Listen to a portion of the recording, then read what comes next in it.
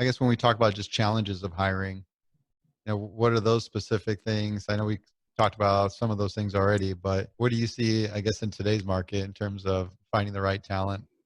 Obviously, we have a lot of people, a big pool out there, but No, there's a lot of people out there. I think the challenges are in sort of four categories, right?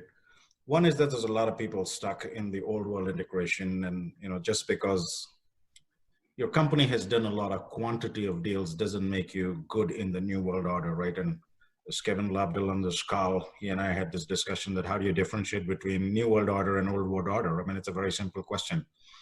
Show me how your IMO is configured. You will have 5 functional boxes and going to the IMO. I mean, you don't have to ask the second question from there, right? Move on.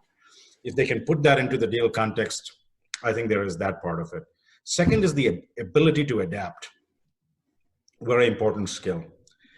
And a lot of people are, again, program managers trying to learn and adapt and keep up. I mean, in today's world, it's very hard to keep up. Number 3, and this is particularly challenging in the sectors that I work in, people tend to hire either somebody they know or come from the network. And that's just the culture of the Silicon Valley and in the media and telecom, right? It's all referral and it's all that.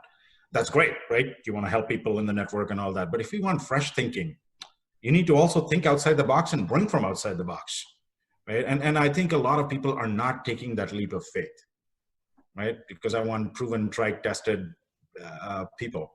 But it's okay if there is somebody who's smart, you can, and you're willing to take a chance, and there is hunger and appetite to learn. Like everybody learn everything else people can learn. You need to sort of give that chance and be a little bit more open to that. And I think that mind block. Location was a big factor because there's acquisition posture of certain companies that are extremely secretive, right? Who are building stuff who's going to mine asteroids in 20 years from now. And they're extremely secretive. They don't want to even let people off that floor. And that because you're so constrained in the location part, you lose out on talent who may be actually really good, but are in location XYZ and are not able to adapt to that need. Hopefully that changes a little bit after the COVID. But those are 4 or 5 things that have been fairly challenging. And the one last part we talked about is the ability to identify the right people, well-rounded person who understands at least the bare minimum is at least savvy about finance, operations, technology, strategy. And then you at least have depth in one area and you know how to bring in people. That part is not well thought through on how we hire an integration person. You just throw a job description to a external search firm and hope it sticks, right? Those are the things that make it even more challenging.